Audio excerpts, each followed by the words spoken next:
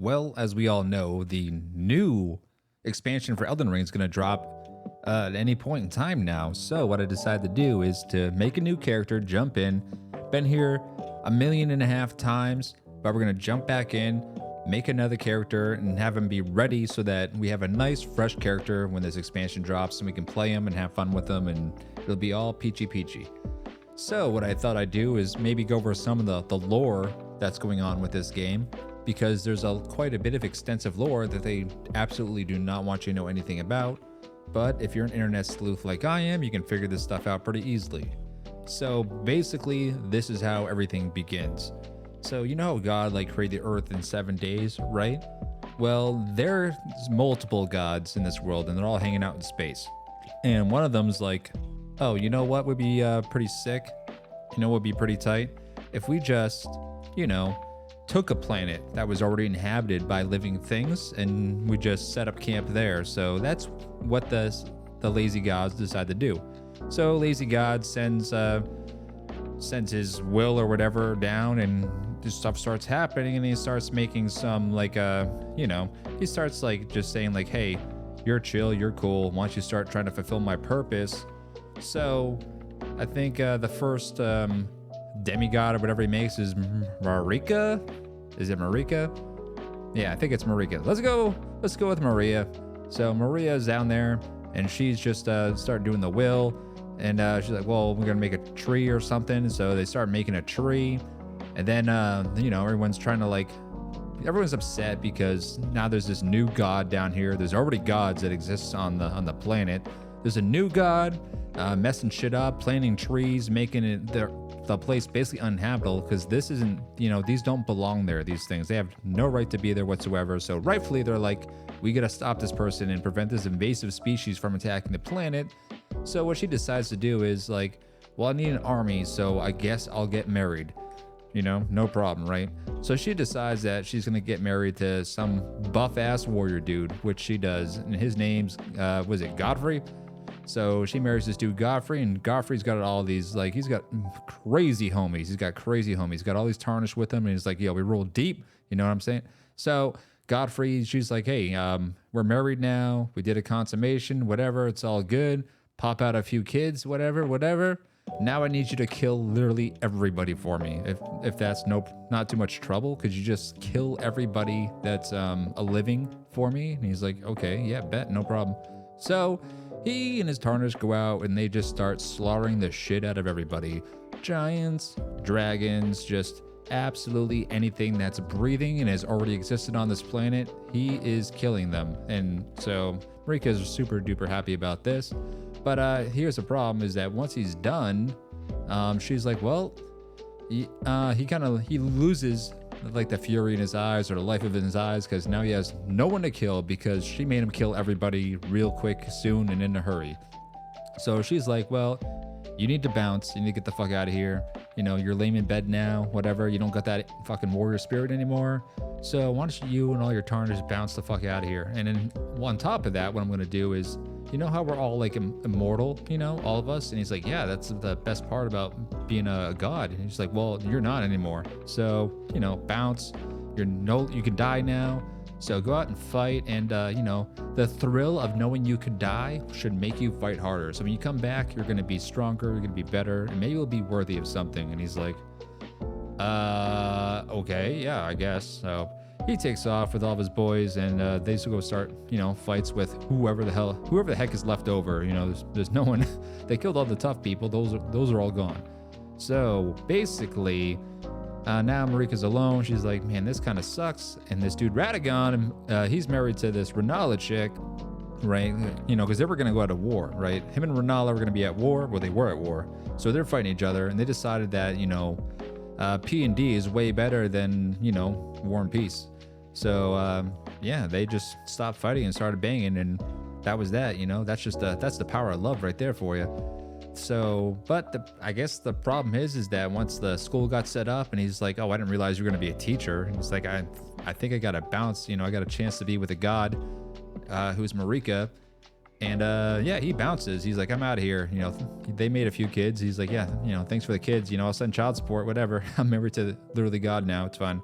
So, Radagon's with Marika now. And yeah, so they hook up together. And then I think maybe Godfrey comes. No, Godfrey doesn't come back yet. So yeah, so they're hanging out and they're chilling, whatever. And meanwhile, all these kids from all these divorces and they're just all going through it. I think you got Radagon, who's learning gravity magic to fuck with the stars because he didn't like his astrological sign or whatever, so he just started changing those around. You've got Michaela and Millennia. They're they're doing some stuff. Okay, well, one's decay, one's rebirth or whatever. And Michaela turns himself into a tree, which is some real G move that he does right there. And Michaela's just like sad as fuck, walking around with a golden arm, just like sad. And then she goes to fuck up Radon, and while she's doing that, her brother gets kidnapped. It's like, what? You were supposed to protect him while he was a tree. So Maul kidnapped his ass, and God knows what he's doing to him. He's got him in an egg. I don't know if he's poaching him or eggs Benedict or what he's doing with them, but he's got him, and he's just messing with them. He wants him to come back to life because he sees him as the king of pop, and he just washes the ground he walks on. He just wants him to breathe some life into him because Michaela's got that. He's basically Griffith. He's Griffith from Berserk. That's who Michaela is. He seems like he's all white and magical and whatever, but he's very, in fact, devious, and he's just hanging out in an egg while everyone's getting slaughtered. Does that remind you of anybody? Okay, so he's basically Griffith, and Millennia is, I guess, Guts, maybe, except she never won. No, Millennia's not Guts. She's just a simp for Michaela. So yeah, so she loses him, and then she just heads back to the herb tree. She heads back to the herb tree, and she's just chilling there for a while, just waiting to die, basically, because she's got a god inside her destroying her inside. So what is she gonna do? So that's what's going on with them. Then you've got the other kids. One of them got eaten by a snake on purpose, which is like a real, really sick crocodile hunter move to do. That's pretty nice. Then who else is on the roster for this for all these delinquent children? Mug. Yeah, we told him he's kidnapping kids and eggs. That's what he's up to. Then you got Morgoth, and he's just decided to he knows he's a piece of shit and he accepts it, and he's like, my bad, I'm sorry for being born a complete piece of shit. I didn't mean for that to happen. But he ends up becoming king, so I guess stuff's going pretty good for him because he just made himself king, even though he's absolutely not supposed to be king. And anyone that meets him goes like, hold on, are these Omen pieces of shit supposed to be king? And they all just get all pissed off. And he's trying to summon everybody, like, we need a couple of great runes, guys, so we can fix this Elden Ring. We gotta fix this Earth tree and keep it going. The only thing this guy cares about is this tree. Real environmentalist. Just a total tree fanboy. That's all he is. He has no other purpose. He can't think for himself. He's just like, man, I love this tree. There's nothing else that means anything more to me than this tree. So he's really disappointed that no one else seems to care about this tree because they're all just, they're just all off being emo, doing their own stupid stuff. It's something about being alive for tens of thousands of years, having no purpose, being filled with a all-consuming god that's just poisoning you your entire life. Maybe that has something to do with it. People getting kidnapped, all kinds of different fire getting created that can do stuff. There's then Marika got stabbed the hell up. That was a thing. Yeah, she took away the rune of death, make everybody immortal, and then she gave a little piece of the rune of death to her shadow boy, who the claw dude, what is his name? Claw face baby boy, that guy. So claw face baby boy's got a piece of this rune, but he's a piece of shit and he loses some of it because he wasn't paying attention. She said put it someplace safe, and he just put it in a sock drawer or whatever. So someone came and took a piece of that, made a bunch of daggers, and stabbed up the person he's supposed to be guarding. So that's that. So now she's just done for, dying, whatever. And in a fit of rage, she's like, I'm gonna break the Elden Ring. So she breaks the Elden Ring, and then Radagon's just like, oh, okay. And Radagon, who maybe is Marika, basically they stole the story from Ace Ventura. That's kind of the story of Elden Ring, if you think about it. Finkel is Einhorn, and that's what they're kind of hinting at over here. So who knows what the heck's going on, because who are you fighting when you fight Radagon? Are you fighting, is that Radagon Marika? They kind of, you know, they both kind of like messing with the ring at the end there.